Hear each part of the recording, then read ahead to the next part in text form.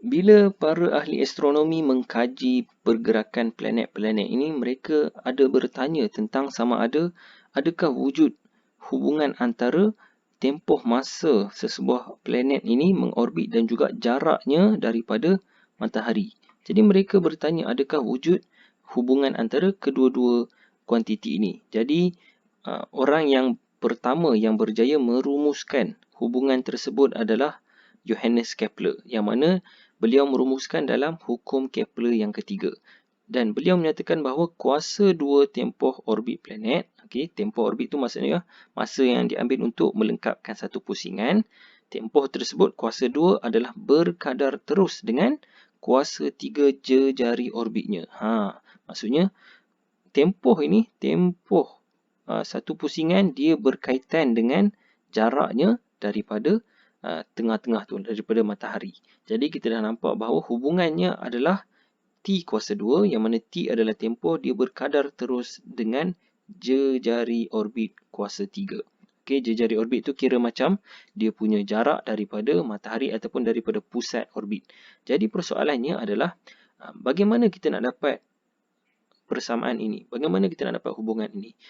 Secara sejarahnya ya, Kepler beliau tidak berjaya pun nak merumuskan. Beliau hanya berjaya dapatkan daripada data-data berkaitan dengan pergerakan planet. Manakala yang menerbitkan hukum ini adalah Isaac Newton, yang mana beliau berjaya mendapatkannya dengan menghubung kait antara daya memusat, yang kita sudah tahu bahawa daya memusat adalah mv kuasa 2 bahagi r, dan beliau samakan dengan hukum kegravitian semesta Newton, Gmm bahagi r kuasa 2. Dan m ini adalah jisim untuk planet ataupun jisim untuk asteroid, komet dan sebagainya. Kalau kita lihat, kita boleh samakan dan kita boleh potong. Kita boleh potong m, potong m yang kecil. Maka kita akan dapat kalau kita lihat ya, V kuasa 2 bersamaan dengan Gm, R ni bawa naik sini, dia akan jadi R per R kuasa 2. Tapi bila R dengan R kuasa 2, dia akan hilang lah, dia akan potong.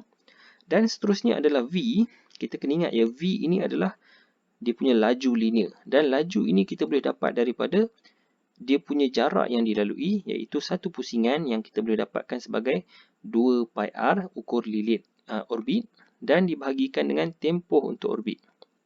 Jadi ini adalah laju linear. Maka kita boleh gantikan ke dalam V kuasa 2. Kita akan dapat seperti berikut. 2 pi r bahagi dengan T. Semua ini kuasa 2 bersamaan dengan G M per R. Dan kita masukkan kuasa 2. 4 pi kuasa 2 R kuasa 2 bahagi dengan T kuasa 2. Sama dengan seperti yang di sebelah kanan.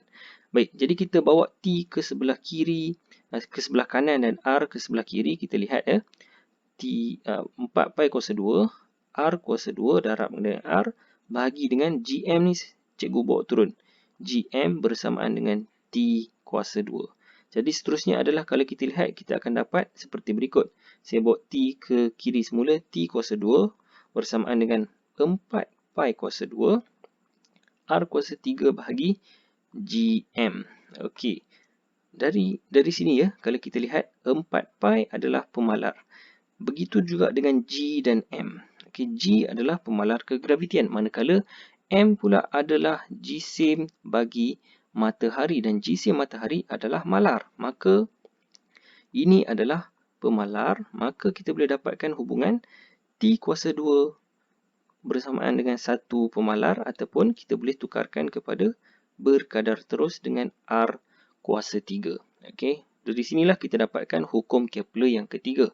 Yang mana hukum ini, terbitan semua ini bukan dirumuskan oleh Kepler tetapi oleh Isaac Newton. Namun Kepler telah pun berjaya mendapatkan ini berdasarkan data-data yang beliau perolehi.